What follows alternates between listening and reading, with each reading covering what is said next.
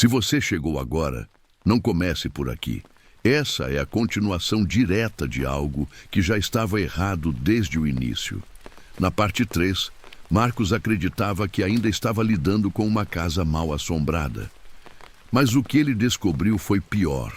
A casa não guardava segredos. Ela guardava pessoas. Ele ouviu vozes que não vinham de fora, mas de dentro da própria mente. Viu símbolos surgirem nas paredes como se a madeira estivesse viva. Percebeu que o caminho para fora simplesmente deixou de existir. E, no porão, encontrou Elisa, ou o que restou dela, uma mulher presa atrás de um vidro que não refletia luz, marcada pelo mesmo símbolo, só que invertido. Ela revelou a verdade que mudou tudo. Marcos não estava preso numa casa. Ele estava dentro de algo. Algo que se alimentava de gente. Algo que precisava completar um ciclo. Se você ainda não viu essa parte, clica no card no canto da tela ou na descrição e assiste a parte 3 antes de continuar. E se está chegando agora no canal, lá também estão todas as partes anteriores, porque essa história foi feita para ser vivida em ordem. Agora, se você ficou, saiba disso. A partir daqui, não existe mais fuga. Na parte 4, a casa começa a acordar de verdade. O que estava escondido no andar de cima tenta aprender a usar o próprio corpo. O fogo deixa de ser apenas destruição e passa a ser a última tentativa de impedir um nascimento que jamais deveria acontecer. Fica até o final, porque o destino de Marcos ninguém jamais conseguiu explicar.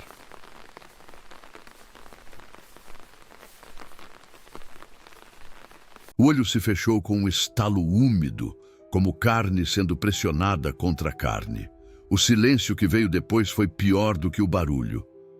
Marcos ficou parado, respirando em espasmos curtos, sentindo a casa pulsar ao redor dele, não como um lugar, mas como um corpo. As paredes subiam e desciam imperceptivelmente, como se algo enorme respirasse através da madeira, do reboco, dos pregos enferrujados. O sussurro voltou. Agora não vinha só de dentro da cabeça, vinha de todos os lugares. Você entende agora. A casa não prende, ela incorpora. O vidro atrás dele estalou. Marcos se virou a tempo de ver o rosto de Elisa se distorcer, como se algo a puxasse para trás, para um fundo sem fundo. Marcos, ela implorou, a voz falhando, se ela terminar, você nunca vai sair, não como você. O chão se abriu em pequenas rachaduras.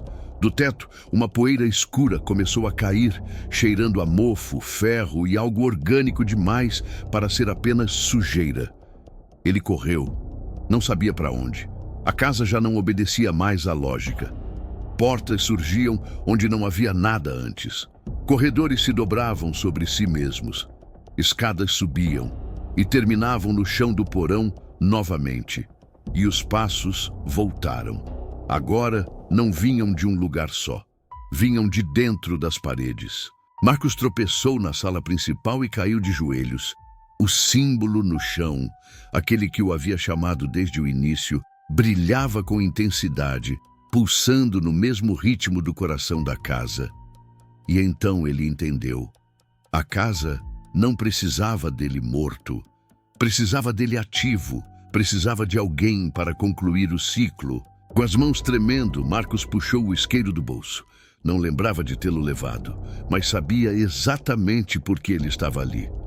Fogo não mata uma casa, sussurrou a voz. Ela só muda de forma.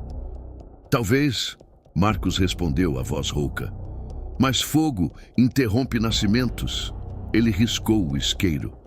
A chama pequena parecia ridícula diante da imensidão viva ao redor. Mas quando encostou no tapete encharcado de algo escuro demais para ser água, o fogo se espalhou rápido, rápido demais. A casa gritou, não em som, em vibração. As paredes se contorceram, as janelas estouraram para fora. Algo enorme se moveu no andar de cima, tropeçando, batendo, como um corpo recém-formado tentando aprender a usar membros que não entendia. Elisa apareceu no vidro pela última vez, o rosto agora sereno. Obrigada, ela murmurou. Mesmo que seja tarde demais para você. Tarde demais para quê? Marcos gritou. Ela sorriu com tristeza. Para sair inteiro. O fogo tomou o teto. As vigas rangiam como ossos quebrando. Marcos correu em direção à porta principal, mas ela se fechou no último segundo, selando-se como carne cicatrizando. O sussurro virou um coro. Fique. Nasça conosco. A casa precisa de um nome. As chamas subiam pelas paredes, mas algo estranho acontecia. Enquanto o fogo destruía, partes da casa cresciam. Novos cômodos surgiam em meio às chamas, como tumores brotando da estrutura. Marcos sentiu a marca em sua pele queimar, não como dor, como reconhecimento. Lá fora, vizinhos chamaram os bombeiros. Sirenes ecoaram pela estrada recém-surgida.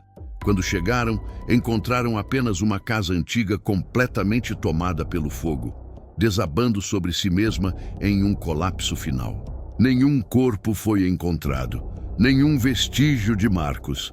Só uma coisa chamou atenção entre os escombros fumegantes.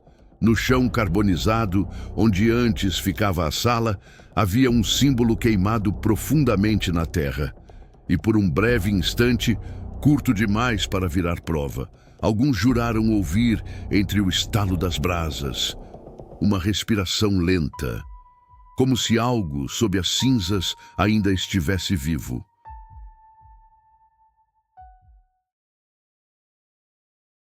E agora, o silêncio. A casa queimou, as chamas consumiram madeira, vidro, símbolos, mas não respostas. Marcos desapareceu. Nenhum corpo, nenhum vestígio, só rumores. E um símbolo marcado no chão, como uma cicatriz que a terra não quis esquecer. A casa morreu? Ou apenas mudou de forma? Elisa realmente foi libertada? Ou tudo foi apenas ilusão? E aquela criatura? Era a casa? Ou algo ainda maior, usando a casa como corpo?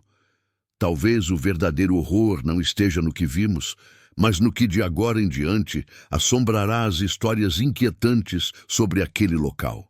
Se histórias assim te fazem pensar, desconfiar do óbvio e olhar duas vezes para lugares aparentemente comuns, então você já faz parte desse universo fascinante. Se inscreve no canal, curte o vídeo, compartilha com alguém que gosta de mistério, terror psicológico e histórias que não entregam tudo de bandeja. Aqui, as respostas nunca vêm completas, e o medo quase sempre continua depois do vídeo. Tem muito mais esperando por você no canal.